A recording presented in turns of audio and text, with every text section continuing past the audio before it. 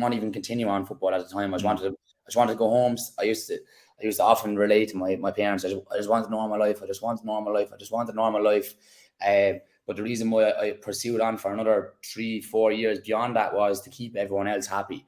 Like, what will this person think of me if I give it up? Whenever anyone met me at home, how's the football going? It was never, well, Dean, how are you? It's like, oh, how's the football going? There was never any conversation about me. It was just Dean, the footballer, and that was it. And there was no.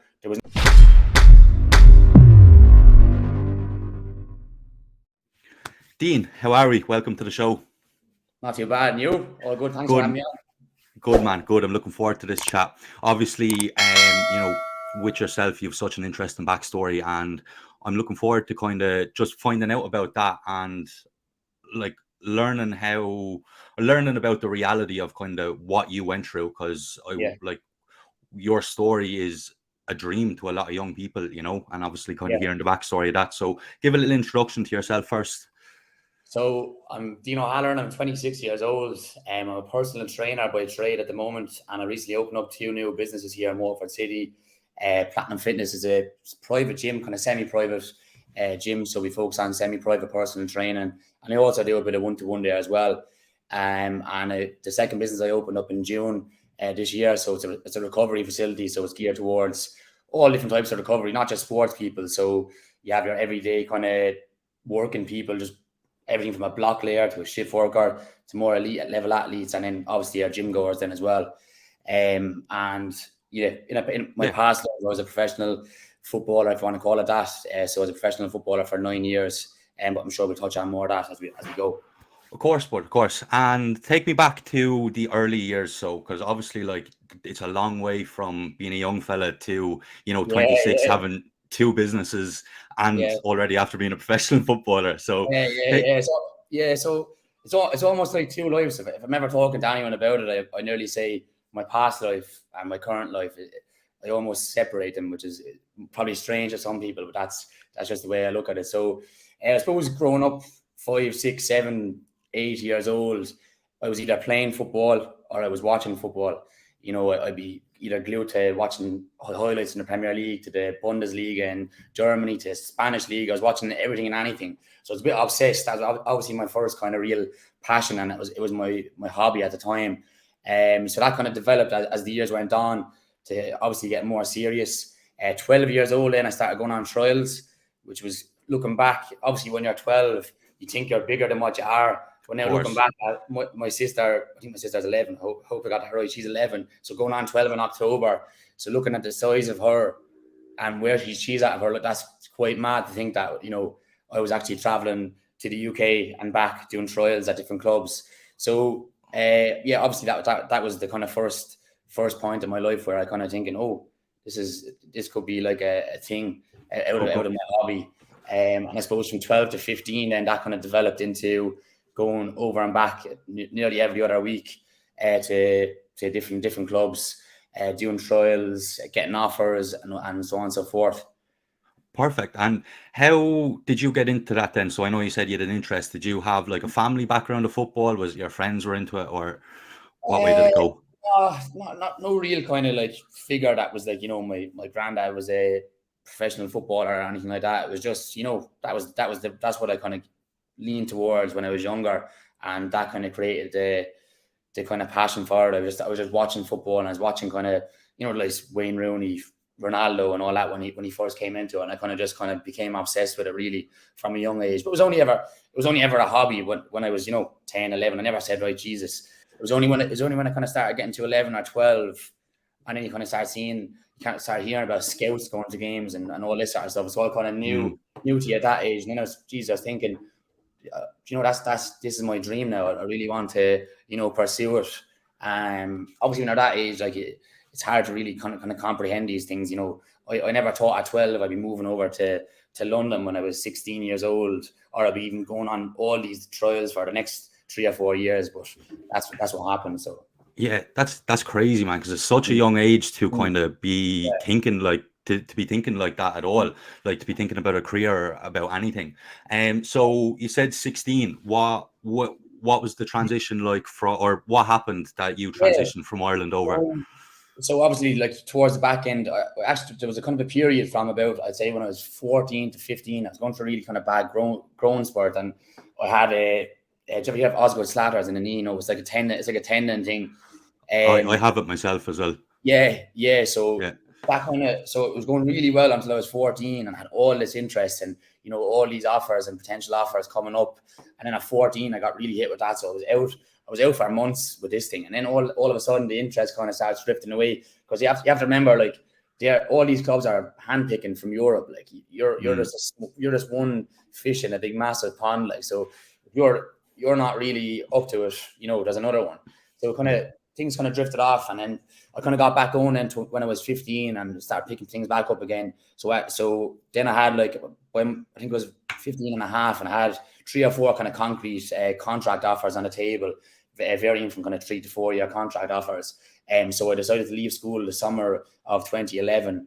But you couldn't move over till you're 16. So I spent 6 months just doing nothing really, just going over and back. And I moved to I decided to sign for Fulham Football Club when I was 16. So I moved over there. Again, then you had the option. I was the only one out of the under 18 team, which would have formed the following summer, that decided to move over early. So I was the only one out of all the kind of European kind of foreign lads that moved over early. Because I wasn't going to do anything in half a year of school. So I just decided, like, why not just put all my eggs into one basket.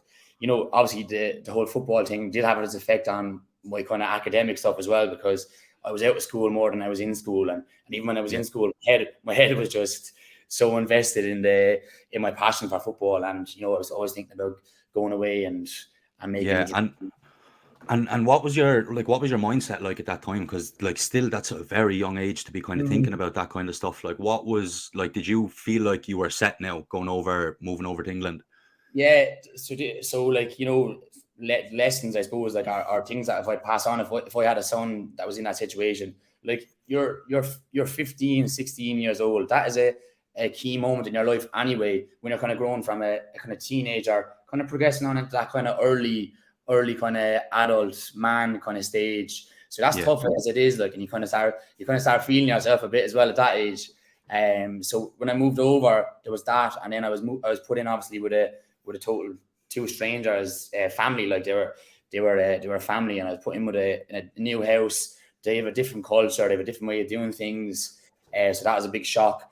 Into London. London is like one of the busiest cities in the world.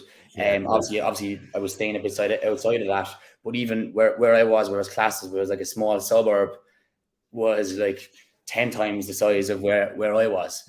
So, you know, and you're told, like, you have to get the bus to different places. So you're not getting picked up at your door. You have to get the bus to train and figure out all these routes, all this sort of stuff. So it was like a massive culture shock. So that, on top of just growing up naturally, it was a lot of different factors. Which probably was all, look at, you know, not that it was all too much too soon, but it was a lot to handle. At that age.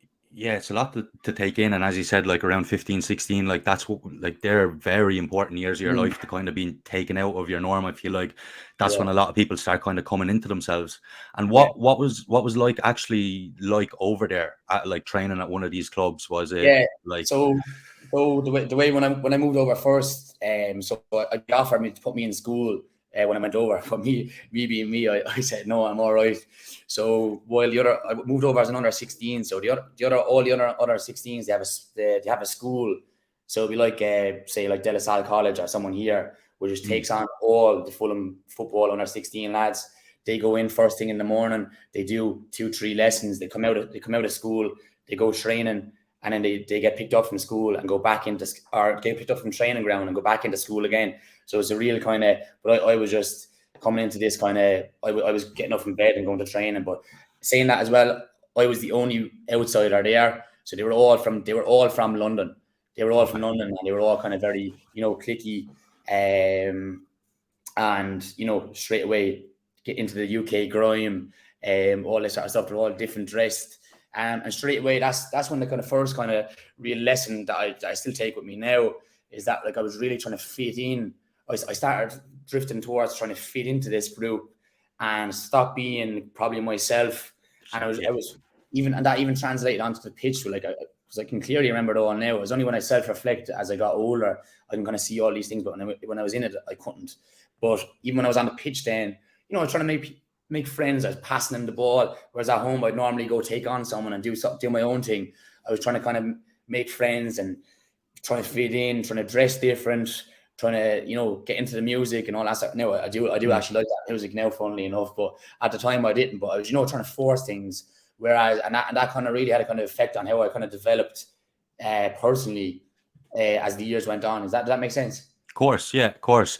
And do you feel like, what do you feel like you missed out on then living at home in comparison to being away? Like, was there any part of it you look back on and be like, fuck, I would have liked being in Waterford like for that time, or you happy with it? Honestly, like, not looking back now, like, obviously I didn't miss out on anything, but in the moment, you're thinking about all the different things, like the Debs, all that sort of stuff. Even just having a crack in school with the lads. I used to be a bit of a messer, but just miss the buzz of going in, seeing everyone, having that kind of social environment and having that interaction with people. Because obviously I was an out, so I used to just go in, train, go home.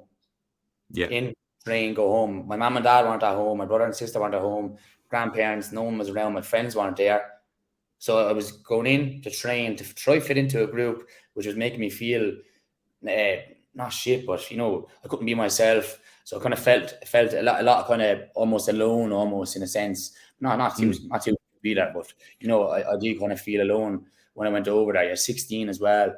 Hormones are all over the place. You feel like you're missing out at home. The lads are going off doing things when you get to 17, 18. Then the lads are, going out into clubs, doing all this sort of stuff that normal teenagers do. And I'm living the kind of high performance lifestyle. And I'm going into training. You're fed when you go in there. You're fed after training. You go into the gym, and you go home and you go sleep and you wake up and do it again at 15, 16. Like, is it major? Like, I'd say that weighed very heavy on your head, like, because I felt like that's kind of what I was going through just recently, kind of coming away from like bodybuilding, and like I felt like I was kind of trying to fit in with the old bodybuilding crowd, but like I was kind of forcing it, and then I was literally waking up, just working, training, going to sleep, working, training, going to sleep, and that started like weighing on my head. And I'm 24 now, you know what I mean? So I can only imagine at like 16 what that must have felt like. Yeah, and as I said, you have to obviously have those feelings about the situation, but in the background, you're obviously, you're going through like a transition from an early teenager to a young man, and the natural things. Like, my little brother is 16 now at the moment as well. I can see him, or 16. Yeah, he's 16. He's going on 17. So I can see him now. He's going through the change, doing things and all that sort of stuff. And obviously, you're not a child anymore. So there's a lot of emotions involved. That's what I'm trying to say. A lot of different emotions involved. And then you can't just go home you're not going home to sit on the couch with your mom and dad, or you're not getting your mom's cooking, or I was literally sitting up in a room. You wouldn't really be down in a sitting room with the family. Like, you're literally up in a room, and not a massive room either. Just with your thoughts, analyzing the day. You start kind of growing up very fast, really. And it's a lot of alone time, a lot of downtime. Of course, yeah.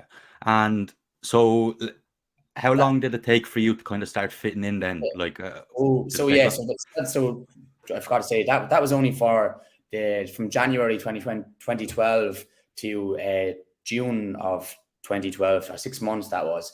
And then when 6 months went by, then all the U team, we formed the U team, which was the main reason why I signed up for. And in that team, then we had a French, we had a Swedish lad, Ghanaian, Portuguese, German, Welsh, Scottish, Northern Irish. Obviously, 3 Irish lads, which is good. That was good having 3 Irish lads there. And yeah, so you're kind of, everyone all of a sudden is in the same boat. But still, like, you're not in your comfort zone. You're not where you belong almost either. You're still trying to kind of fit in, and it's not really all that comfortable, if that makes sense. And as time goes on with that as well, bearing in mind, we're a team of 18, 20 players, but we're all fighting against each other. Yeah. The reality is only 1 to 2, 3, 4 of us will have a chance to make it in with Fulham. So we're all trying to outdo each other. So there's that little bit in the back of our minds is, I'll stab him in the back, no problem, to get Yeah. what's mine type of thing as well. So bearing in mind, I made some friends over there, but at the same time, we were all just there for ourselves. So it's quite a strange environment. It's like it's hard to even explain really. Yeah, no, I can imagine. Yeah. But I'd say it brought on like your social skills quite a lot, Mm. like, and even having to carry over into what you're doing now Yeah, because so the main carryover, obviously, working alongside the people, the gym instructors and the strength and conditioning coaches and all that sort of stuff that we were working with, biomechanics people and all that sort of stuff. I was always more curious. I'd say there was about 3 or 4 people that kind of really paid attention to the kind of gym stuff. The rest were kind of just going through the motions, out the door type of thing. There was 3 or 4 of us that were really into it. And I was probably the most curious. I was always asking questions, staying behind. We had a biomechanics guy there. We had a really high level S&C guys there. So I was always asking questions. Why this? Why that? I was always curious about why we're doing what we're doing and the different days and different rep ranges and different exercises and what was going on. So what was the first question? That was the second thing I wanted to say. just about the communication skills of dealing with other Yes. people from So like one was the transfer over the mass amounts of knowledge that I've learned over there, and secondly, then like you're dealing with multinational, multicultural, different religions, different languages, people that can speak fluent English, barely speak English, people with strong accents, different values, and all that sort of stuff. So now in my life now, obviously with coaching, yourself, no one person is the same as the other, so that directly transfers over, and I've never found that any way difficult whatsoever communicating, even in tough situations where people are difficult. I've never found that any way hard at all. yeah, and I think it's something that people really like undervalue because like people trying to get into personal training and stuff now, and it's very easy to just go and do 8 or Yes. 10 week course or whatever Yeah. and do it. And I'm like, yeah, like I went and done like 3 years in WIT, then done my personal training after. And the thing I kind of know, like, I think the number one skill I took with me from just not skill, but like thing I took from college is learning Yeah. how to communicate with people who aren't from your hometown. Yeah. Because like even from Yeah. Waterford to the neighboring counties like Yeah. Cork, Yeah. Wexford, Yeah. it's It's so different. different. Yeah. Like, Yeah. Yeah. and then Yeah. international then is just it's a complete like eye opener to it. Yeah. And yeah, until you can kind of learn to talk to people from outside your town, Yeah. like you don't think you're going to go very far in the industry. No, and And that's where I suppose back to kind of the coaching. Obviously, that's what I'm doing now. And I see like personal trainers trying to get into personal training now. They're less inclined to put themselves out there. Just do some hours on it. Do some hours on the floor, or take people in as a free client. Coach them. Learn to deal with different kind of demographics of people, different age groups, different genders, and learn. Like I think everyone wants to go from like 0 to 100 without kind of doing some reps in the middle, which are totally absolutely. necessary if you want to reach the top of anything you're doing, really. Like, you know what I mean? I think there has to And be an element of give and take. absolutely. And like I would imagine that's why you had not an easy transition, but like Yeah, when you started the personal training, like everyone knew who you were because yeah, you'd made the name for yourself mm, first. You know what I mean? I think too many people are coming in yeah, trying to like yeah, figure it out along the way and hope they'll make a name for themselves down the line, and then yeah, are wondering why it's not working. yeah. That's for sure. But like, I suppose we'll probably talk about more as we go on what I'm doing right now. But at the start, so obviously I done a course at Santa College. So straight away I was thinking that when I knew what I wanted to do, there was two roads to go down, and I'm not saying that about the image course. Image course is great, but I knew I didn't have any interest doing kind of spin or anything like that, and I knew I didn't have interest kind of working on a gym floor, which is quite strange. Even though everyone was telling me you have to do this, you have to do that, you have to do this, I went off and done my own thing. I done an S&C, higher certificate in S&C, and I done a 12-month PT, so 18 months in total. And it was just, I had no spinning qualification, no exercise to music or anything like that, which when you look at the advertisement for any gym job is nearly essential nowadays. So I knew from the start that I was going to be taking a different path, and I knew it was going to be, not as easy as just going into a gym. So skipping forward, so I'll just skip back a bit from football. So obviously it didn't work Yeah. out over in Fulham, for various different kind of reasons. three being I had three kind of major surgeries when I was over there. So when I came back that summer 2012, remember I told you about the Oswoods, that developed into kind of some tendonitis, and then tendonitis developed into something more serious. There was actually a bit of calcified bone growing in my tendon, and funnily enough, I pulled out of the end of season tour that year, and the manager just took a disliking to me. He thought I was just taking the piss. I wanted to go home, and when really I couldn't go downstairs, I couldn't do anything. But when I got the scan anyway, there was a bit of like a shard of bone that was after growing inside the tendon, and that replicates the pain I was getting. It was like someone sticking a knife through my left knee. So when I came back that year, for that following summer, I had to go get surgery. So I was out so my first year in the U team, and we're all getting to know each other, getting to start. I was out straight away for 4 months out of surgery, and then I think I went back into training and had to get pulled back out again because I developed tendonitis on where I got the surgery. So it was a rocky patch, and then I had to get surgery on my hand, so a plate put into my hand. Look at my finger. Yeah. See ya. So I went into a tackle and just broke my hand. So I think that was the year after, and then 2 years after that, then I had to get hip surgery. But in between that, was loads of good memories, and played in the FA U Cup final against Chelsea at Stamford Bridge. Played really well throughout that whole campaign. Was captain of the reserve team in my last year before I got the injury. So things were kind of going all right again until I got the injury. And then, so I had a choice then when full, this is how blunt it is, right? So I came back so I was a captain of the team, doing well, picked up this injury through no fault of my own. It was a sports hernia, and got surgery, came back from surgery. Dean wants you in the office, you're gone. It was like that. Oh my God. We don't need, because obviously it's a conveyor belt of talent. Like, yeah. The next one was coming. The next one was behind that. So I was classed as a surplus. Too many bits and bobs, too many injuries and all that sort of stuff.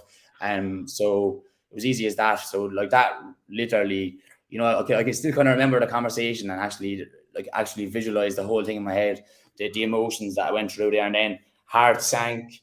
Life is over. This is it. Failed. All these types of things were entering my mind. And I suppose that was the start of a kind of 4-year period at home where I completely lost everything.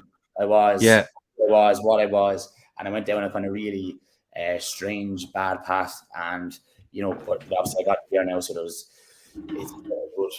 Of course, and this is exactly what I wanted to talk to you about, was because I feel like we've had not a similar transition, but the situations are kind of the principles behind it. What and what you said earlier on was about, you feel like it's kind of two different parts of your life or two different people. That's exactly how I feel with it as well now. So talk to me a little bit about that transition, coming away from football. What was going on in your head? What were you struggling with? So I didn't actually. So I had a choice then at the end of that 4.5 years when they let me go. Do I have kind of opportunities to pursue a career then in the lower leagues over in England and go around, go trialing again and all that.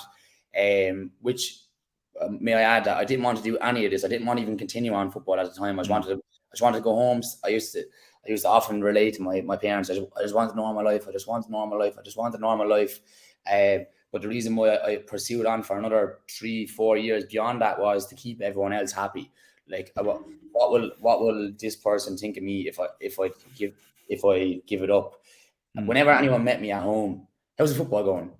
It was never, well, Dean, how are you? It's like, oh, how's the football going? There was never any conversation about me. It was just Dean, the footballer, and that was it. And there was no. So that's why I felt that's my identity and that's who I was. So I almost felt pressurized into continuing on.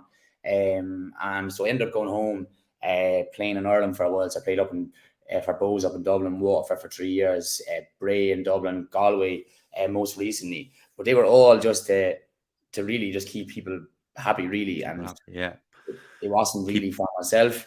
It was just to keep this thing going. It was almost like a thing in my head. It was like, let's keep this thing going. I'm Dean the footballer. Appearances. You know what I mean? And I was just, there's a voice in my head saying, so what are you without this? You need to keep this going. You need to keep it going. Even though, there was another voice in my head saying, look, everything will be okay, step away. I knew I was passionate about the gym. I knew that's what I wanted to do. So there was a period of, I think, 1 year where I didn't do any studies or whatever. I was playing up in Dublin, and then I kind of made a plan in the background. My get out plan was to do this and get the qualification, even though I had endless amounts of knowledge, and I could probably comfortably coach someone, no problem, but just to get the qualification behind me. And I suppose behind all that as well, my life outside of football just took a major downturn. Obviously, coming home, people are going out on the weekends, and I was just taking the absolute biscuit with it all. And then that coincided then with, say, going out on the weekend, Friday, Saturday. Then your head's in the bin Monday, Tuesday, going training, and then everything just spiraled until 2019, where I just hit I went completely blank, emotionless almost to everything. Like I didn't really care for that, and even like things like, I'm always kind of used to always be well dressed after shave. Just didn't really care about it, and I would just go around in anything and out every weekend, up to no good. And look, there's nothing ever good ever comes from that. So, but look, obviously these are all different things and lessons. I tend to, it's kind of a running joke with my dad, like, and my mom. I tend to have to do something to learn. Learn from it, learn the hard way. I don't really look at someone and tell me something and learn from them. I tend to just go do it myself. So yeah, that's unfortunately that's what happened with me. So. Yeah, man, I feel that big time. Like everything you're saying there, like it's really hitting home. Because like the identity crisis, the kind of spiraling out of control for a while, like not knowing what to do with your life. But when you came away from that, and like when did you stop in your head being the footballer? 2020.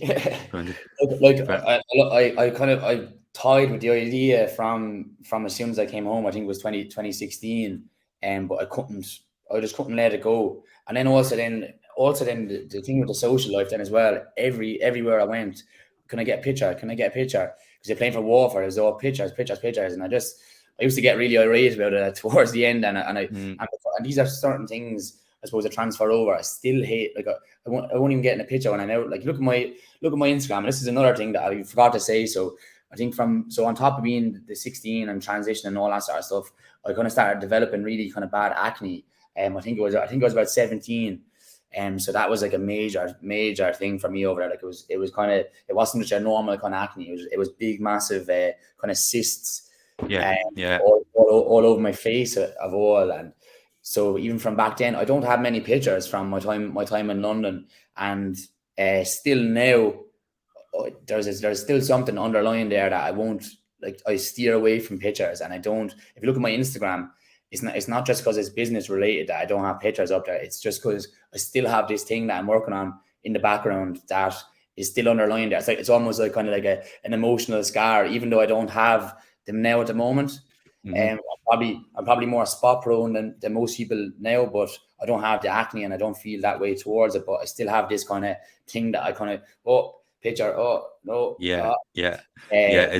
these are things that people deal with, like, and I suppose need to be spoken about. I'm probably not one to be speaking about it because I'm not after mastering the whole thing yet. But that is something that's kind of transferring and kind of staying.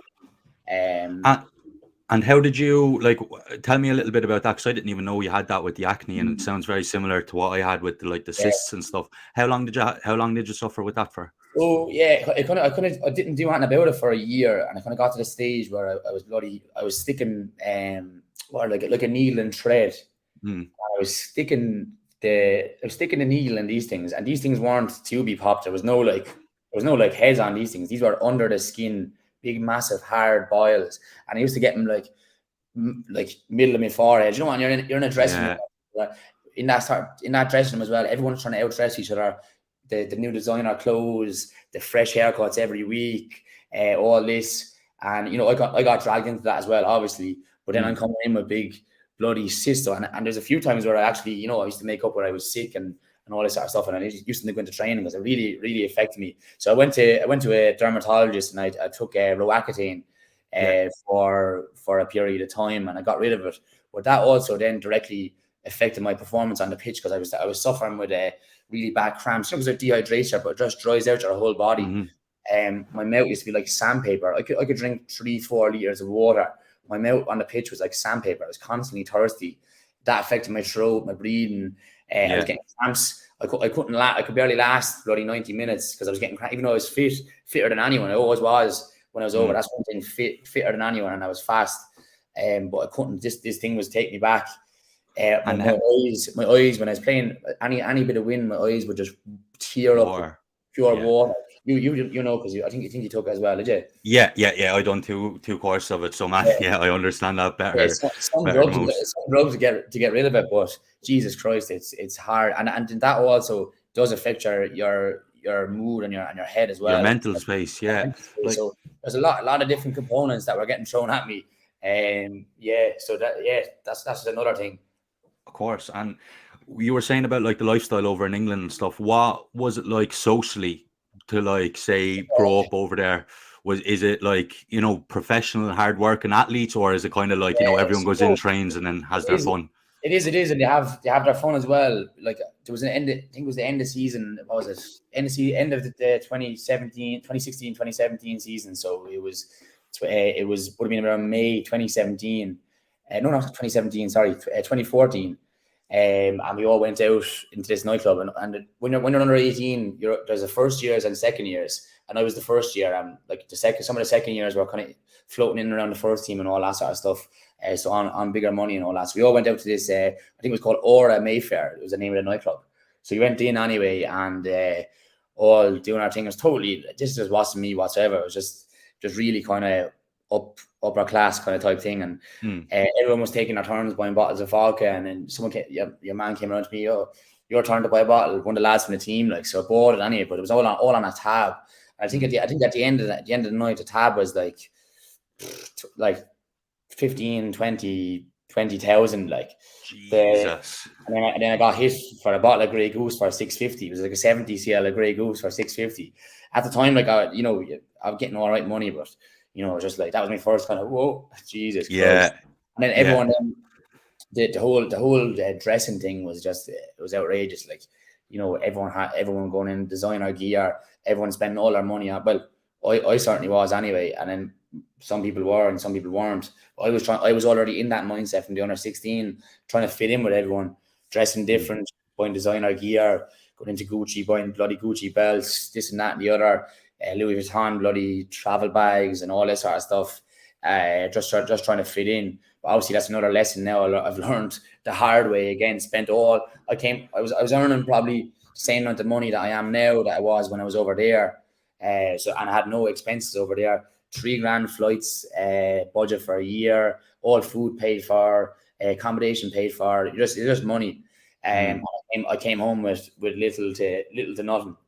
Yeah, of course. With a designer gear that I don't have now.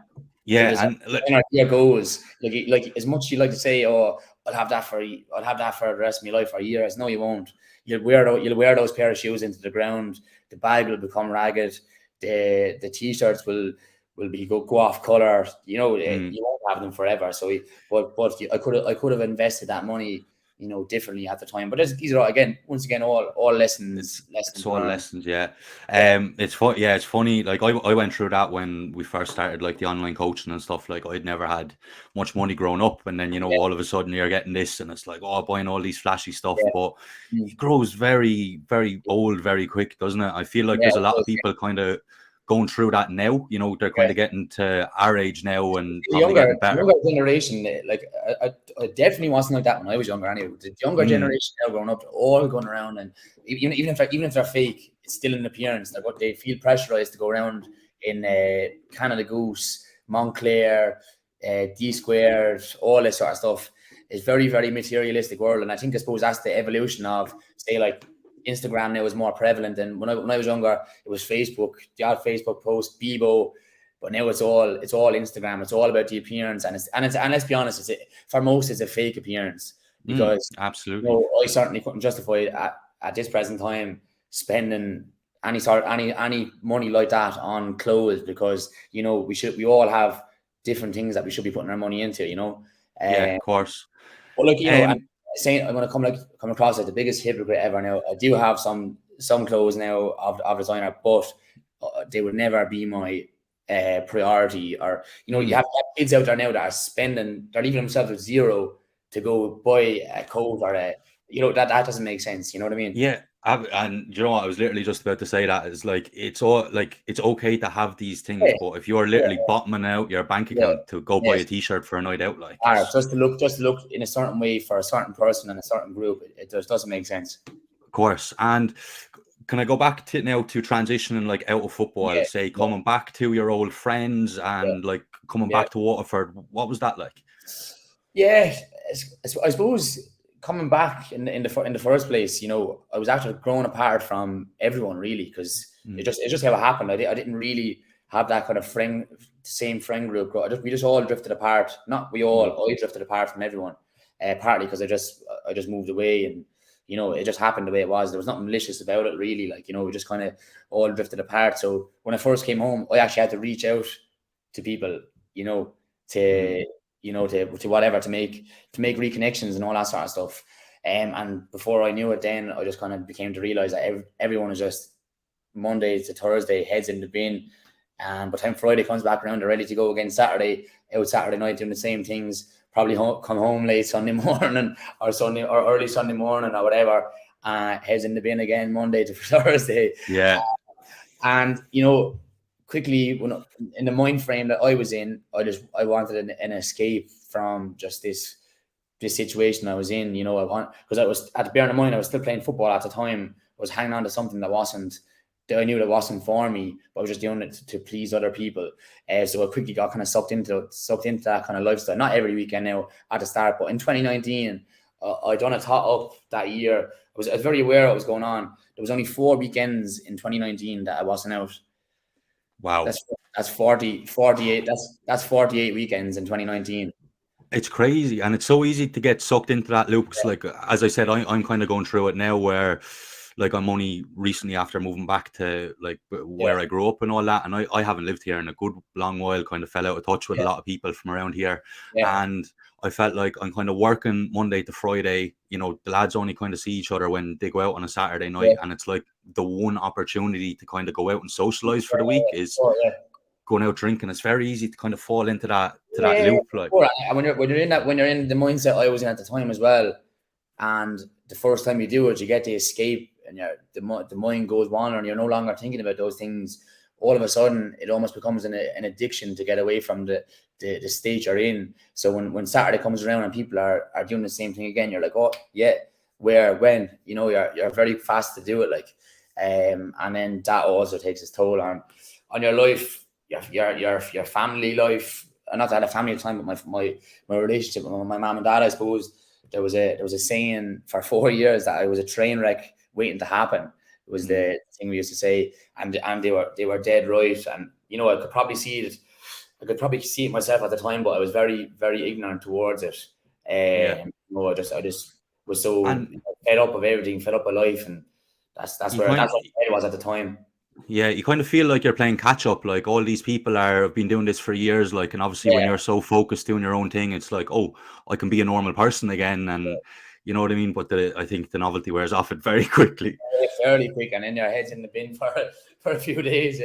So yeah, Yeah, it doesn't translate into anything successful really. Not whether that's business or progressing with football or anything in life. You know, you need to have a bit of balance. You know, there's nothing wrong with going out for one or two and coming home, or going out once a month, having a blowout once a month or whatever. That's totally fine. But yeah. when it becomes a lifestyle, that's when your whole life will be affected. Yeah, and I think like when you have such like, obviously it's terrible when something like that happens. Like your whole life changes, like and turns around, and you're put in this situation where you have to sink or swim essentially.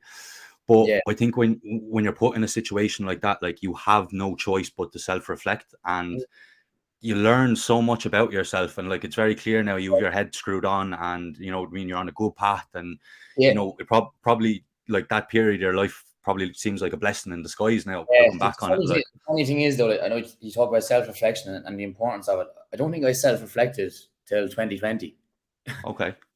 Yeah, just those 4 years were, it was like a snowball blur, if that makes sense. mm, And when it hit the end of 2019, I was just like the lowest the most emotionless kind of lowest I felt. And then I moved up to Galway to get away from Waterford, to get myself away from here. mm, Even though I knew it was another attempt to hang on to this kind of football thing to make people happy.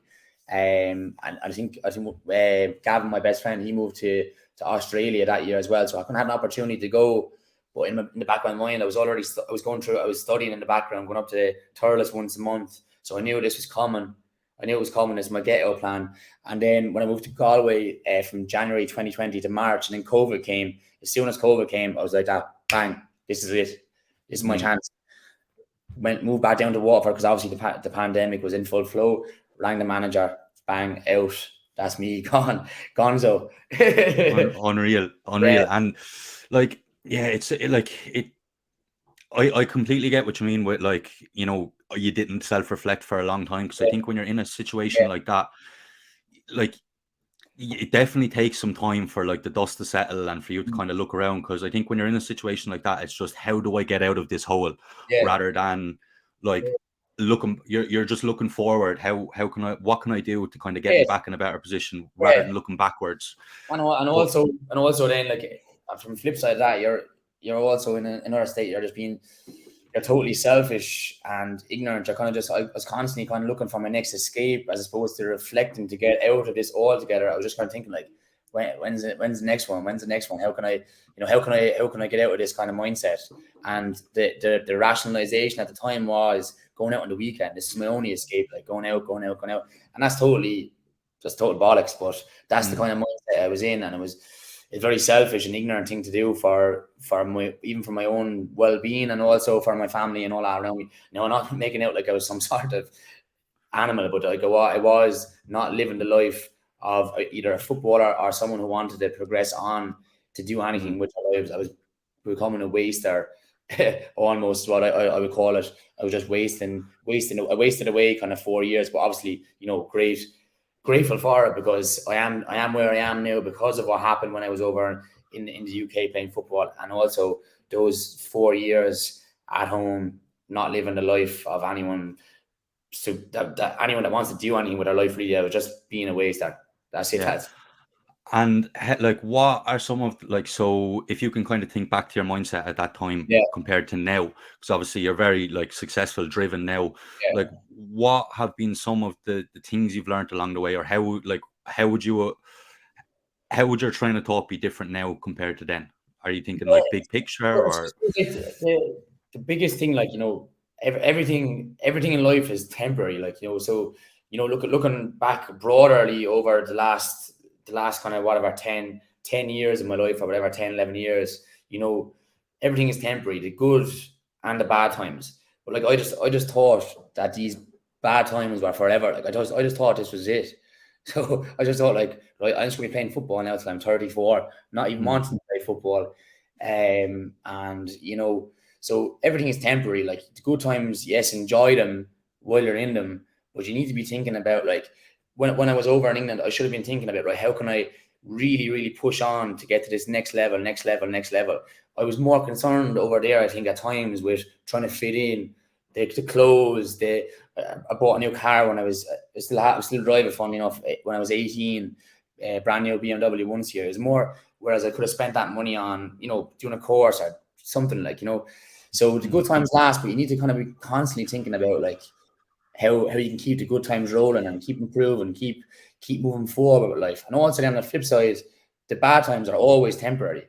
mm, They're not forever. So if you're ever in a bad rut, like you, I don't know exactly when it was, but I remember seeing your story a couple of weeks ago. It wasn't all that positive, and then all of a mm, sudden, I'm looking at your story the last couple of weeks, and it's all positive, mm, because the bad times didn't last, and they never do. So everything in life is always temporary, both good and bad. So yeah, if I was to speak to myself a few years ago, I would tell him that. Um, that and I would have been thinking more forward rather than just thinking week to week. I was just thinking about, 7 days, 7 days, 7 days. yeah, I wasn't thinking month to month. And now my whole life now. Like I know where, like I have a plan for 5 years time. I set a plan out in 2020 for 5 years time. I now know kind of where I want to progress to. And when you have direction, then you can backtrack from there, and you can kind of set right milestones. And then you think, how can I get to those milestones? Different actions you need to take to get there. Different things to learn. Different, that's how it works. But if you're living week to week, you'll never get anywhere. Of course. And like, I think like that's such a good point, by the way. Like, such a good point. I think when something big like that happens, and it can happen to a lot of people. You don't have to be like, this mad sports star or like doing whatever. Even like breakups, like relationships and breakups, like, obviously when something like that happens, like you feel like your world is crumbling in around you, like, and you don't know where to go from here. But the only person who can pull yourself out of that hole and essentially start the next chapter is you. Like, as you said, like, it took you 4 years to kind of look around and kind of start making those moves to kind of pull yourself out of it. And as you said with me there, like, my life was awful there a couple of weeks ago, but I have this awareness of the only person who's going to be able to get me out of this is me. And I think with life, when you're looking back, I'm sure you can kind of resonate with this as well. When there's been such distinctive things happening along the timeline, it does nearly seem like chapters of a book. And it's just essentially starting that new chapter, and it's like, right, oh, that was shit what's after happening to me, but like, you're not the same person that went into the start of that chapter, and you're just this new person with all these new lessons that you've after learning, better equipped for the next chapter, and that's such a good point, man. So your relationships and family and stuff like that, you have a family now. How do you balance that now with like running the business and like everything? So obviously I started out. I'll tell you a bit of a story about how I got into the PT and that first. So when COVID came and whatever, I moved home, said goodbye to the manager, said I was leaving, I'm done with football and all that sort of stuff. I had the qualification behind me at the time. So when things kind of started, I think it was towards the summer, things kind of started to ease off, and you're allowed to meet people in gardens and all that. I think I had about 6,000 in the bank. And I spent $5.5 grand. I left myself with €500. So I got a full range of dumbbells, a couple of barbells, a small foldable squat rack, a few bits and pieces.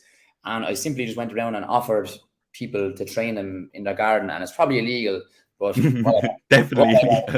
I just started my story, so I'm gonna tell it. Yeah. So I offered myself to people, and before you know it, then I was training a couple of family members, a couple of friends, a couple of people here and there, driving around, trying to fit everything into the hatchback, going around a adjustable bench and all that sort of stuff. 15 quid or something it was at the time. Just doing my thing, getting experience, I suppose, more than that. That was my mindset at the time. Like I was thinking, right, so if I'm not going to go back into a gym, or if I can't even get into a gym because I don't have spinning qualifications and all that sort of stuff, I need to start laying the foundations now, so that when things do open back up, that I'm going to be in a position, or there's going to be at least an awareness of me being a personal trainer, so that I can go into some rented facility or whatever to be a personal trainer. So I've done that for a while. And from there, then things open back up around towards July, reaching around to people, any spaces to rent. No kind of gyms were looking to take anyone in. So I kind of found a little kind of, I don't know what it was. It's like a unit. It was used for dancing or Irish dancing at the time or something. So I just took that. Again, reaching out, up the prices to €20. Again, the word started growing. And I suppose from there on in, then it kind of really straightforward spiraling. But it took a lot of consistency and a lot of time. I was doing actually a lot. I was probably doing the same amount of hours that I'm doing now, but I was doing them online. I was researching, and I was, doing up posts, ages, and all this sort of stuff. So putting in a lot of hours behind the scenes, which was the start of kind of the imbalance of the family life, because it's a lot of hours. You know yourself, and especially at the start, it's not about just showing up for, a couple of hours in the gym. And an online coach, it's not about just checking in for an hour with a client. It's about, like, you have to be on top of your content. You have to be on top of your stories. You have to be thinking about how you can improve your service. You can't be just working in the business. You have to be thinking about how can I work on the business also. So there's a whole other range of things that goes with it. So, the whole reason why, from there, I progressed into renting another space and I was doing 60 hours continuous for a full year. I was 60 hours a week back to back, 55 to 60 hours a week back to back, and that had its cap. So that was me. So then at the end of that year, I was just like, is this it? There was no scalability. Like I couldn't do anything. I was just doing PT, and yes, I was, earning good money, and I was, consistently full and all that. But like, I was just like, is this it? Like, oh, am I just going to do this for now the next 20 years or whatever? So that's when it came to my head, like, I need to start doing something else. I'm like that. I can't stay static. Like, I need to at least have some sort of direction that I can move forward in. So that's when the thinking about opening the semi-private gym came about. Because if I wanted to be just a one-to-one personal trainer, I had to be there for the, say, 50 to 60 hours to earn as much money as I can, because I couldn't take in anymore. So that straight away, I couldn't. There was no time with my partner or family. I was literally up at 5, in for 6, 6 to 1, home for a couple of hours, probably sleeping for those hours, back in 4, 4 to 9, back up again, repeat, the Saturday, Sunday off. So the main reason why I kind of set up the gym was the scalability of it. So I now do semi-personal training, so I can take in to up to 12 people in one session.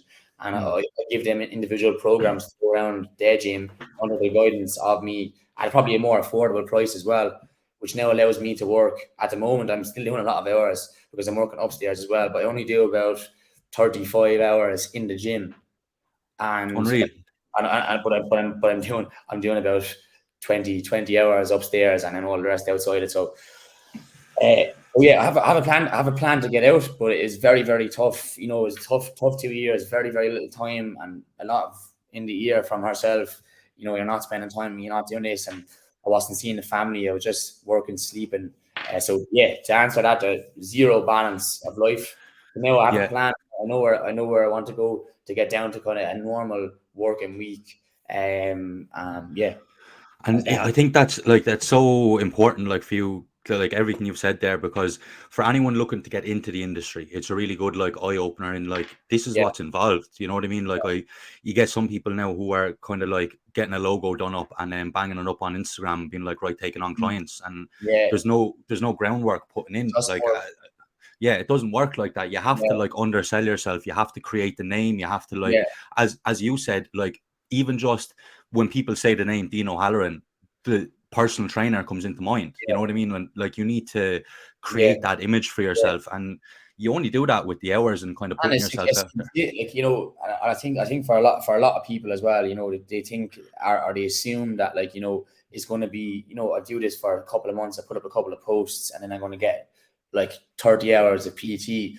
It's actually broader. It's almost 12 months. You might get X amount of hours, and then 2 years of consistently, and that's training those clients, improving your service, doing the content, doing the stories daily for 12 months, not for 2 months disappear because you don't get it has to be over the course of 12 months consistent work, and it's the delayed gratification. So the work you done 2 years ago for the last 2 years is going to see you through in the next 2 years, and you're going to compound that. You have to keep compounding year on year. You can't just stop. If you say you get to a stage where you're taking in 6 figures or whatever, you can't just stop all the content. You can't just stop. Either yes, you might delegate if you get to that sort of stage where you're delegating to different bits and bobs, and you can having things more automized and all that sort of stuff. But the content still has to keep flowing. You have to keep on looking how to improve your business and keep moving forward.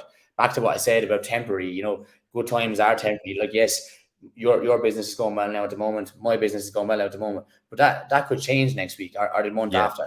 So you can't rest on good times, and also the bad times are also temporary. Just to refer back to what I said earlier on.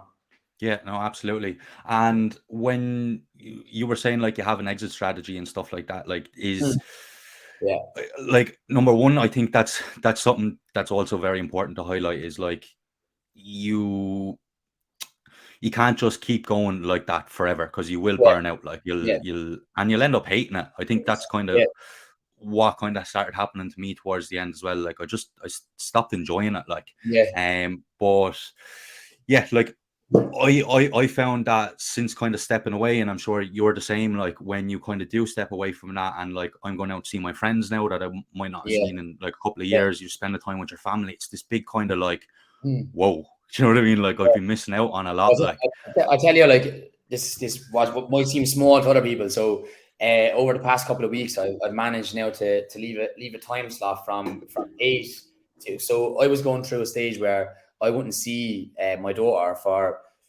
3 days of the week because she started full time creche. So when I was home from my lunch break, she was in creche. When she was getting up for a creche, I was already in work. When I got home, she was in bed. it's So hard, man. Yeah. over the past few weeks, I've managed with true repetition and putting in all the hours because it doesn't come. You can't just decide. Oh well, if you don't have the clientele or the resources to back up that, I'm just going to block off X amount because then your business is going to suffer. So I've got to a stage now where I can take off from 8 a.m. in the morning to 10 a.m. in the morning, and that to me is like it's like having a day off because I get to go home. I go home, I wake the child up from in our cot, get her ready for creche, drop her to creche. I come home, have a bite to eat, see my partner, she goes to work, and I go off. Like, and so people need to, if you want to, if anything, like you're into your podcast as well. Look, listen to any successful person. Like you have to put in dogged hours at the start. There's this idea of work smarter, not harder, and the 4 hour work week and all that. But you don't start with that. Yeah. You have to get there. And to get there, it takes. It's not 1 year of 60-hour work weeks. It's not even 2, 3. You might be doing that for 5 years, and then you'll see your 5 years worth of work finally transition into the life you wanted. But people don't. They're like chipping away at a wall, and they think they're never going to get there, never going to get there. But you have to just keep going, keep going, keep going. Relentlessness. You know what I mean? Yeah. And it's a lot of trial and error. It's Yeah, and that's like, as you were saying there, like with some of the things that come up with people like are kind of chipping away. I think you can kind of go the other way with it as well. Of kind of people get in and they find something that's kind of working for them, and then they're yeah, reluctant to ever change that. You know yeah. what I mean? They feel like, right, these 60, 70-hour weeks are working for me. I'm just going to keep doing this forever. Or, you know what I Yeah, mean? Uh, like I'm so kind of surviving now without seeing my friends or whatever. Like, let's keep yeah, it that way. that's that kind of tunnel vision, the blinkers, like a horse. Mm, The blinkers are on. They can only see that way. They are not looking. They are looking at a wall in front of them. They're not looking beyond the wall, which is they need to think yearly. Like where do you want to be in 5 years' time? And if you don't think in the present where you want to be, you're never going to be able to get out of that. Because to get out of that, you have to obviously scale.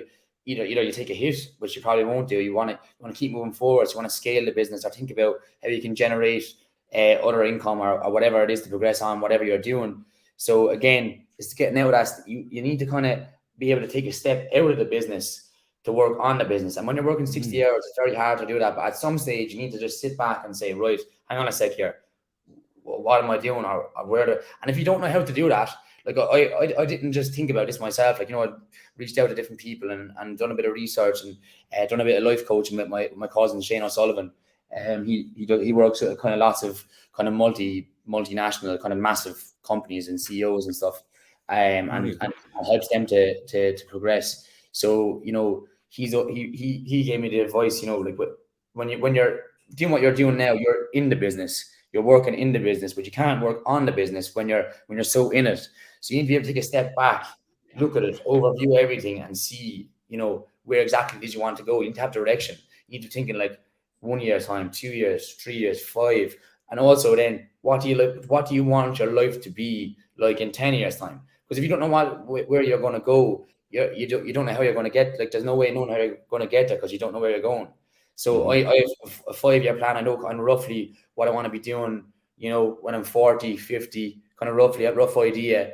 But, I'm breaking it all back into all these different types of things. And that sounds quite mad to some people because some people are just worried about going out on the weekend. Oh, there's a DJ in town, or there's a holiday, or Jesus, that show's on Netflix. I want to just keep on watching that over and over again. Whereas, you need to be able to, sacrifice a few hours of Netflix to work on your personal development. You need to be willing to, do the extra bit, a bit of not go out on a weekend, miss a couple of social events, not all of them, just some of them. It's not going to kill you. It's just the the modern day society, everyone wants to do everything. That it's FOMO. Everyone feel like they're missing out on everything. But you know, if you don't step away from that, you're never ever going to get. You know, everyone says, "Oh, what do you want? I just want a fit and healthy family, or I want the best life for my family when I'm older." Well, how are you providing that? What are you doing? Are you actually doing your best to give them the best possible life? No, you're too busy. You're bloody in town and in the Casbah drinking pints, and you know, you Yeah. just you take a step away and analyze your life, like, you know what I mean. And people just don't do that. Yeah, and like that's exactly what I was saying earlier on with like when stuff like this happens, you're put in a position that you have to self-reflect. But I think when you're just going through the motions of like going into Monday to Friday, and then you people can't see it because they don't Yeah, go looking for it, and people don't know the right steps to take because they never take that time to think about what they want and then to break it down into steps. yeah. I think that's why coaching does so well, because like that's what you're essentially doing for Well, people is like that's what I link back to.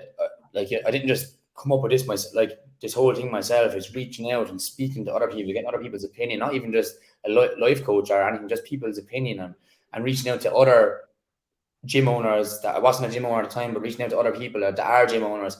And what's your life like? I refer to Davy Byrne. Davy Byrne as a semi-personal training business. I reached out to him, met him for a coffee, invited me up, had a chat to him, showed me his schedule, which is lovely. He goes in the morning.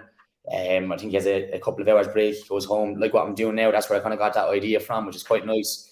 Goes back into the afternoon, and then he's home in the evening again.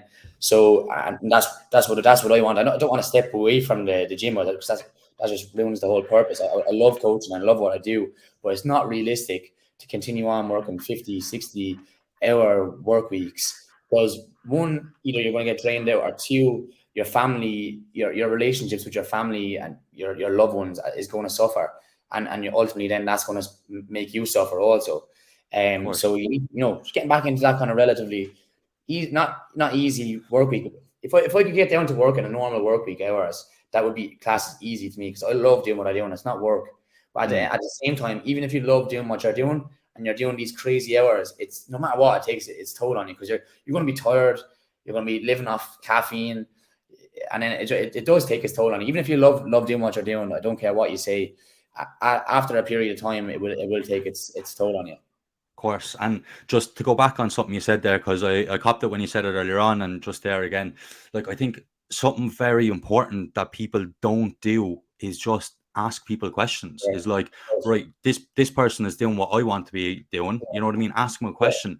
And like I think once you start doing it, you get better at doing it. I'll give you an example. Like this is just like a completely random story, but like I've always kind of asked those questions from like when I was 16, starting in the gym, we're going up to the biggest fella, like just being like, geez, like how. But like I remember I was in Marbella, and I was sitting in this little cafe that you can go in and buy joints in, and sit there, and it was just me and your man who owned the shop there, and I was sitting there smoking a joint, and I was just like to him, I was like, how did you come to doing this? Because he wasn't from Marbella, he was from Amsterdam. And like we ended up having a really cool conversation, sitting there for like 2 hours talking to him. He was telling me like about how he got it set up, like what was involved in it. And like, even though that's something that I don't want to go and do, it's important to have these conversations with people and like figure out why. And when you start doing that, like you never know who's going to say what, that you can be like, geez, that sounds like a good idea. I'm like, I like that for myself. And like, I think when people are getting so caught up in like, there's a lot of pressure now to have a passion. I think on Instagram and stuff like that, everyone, when you're like 24, 25, like you kind of, it's made out that you need to have your whole life figured out and you need to be focusing on one thing.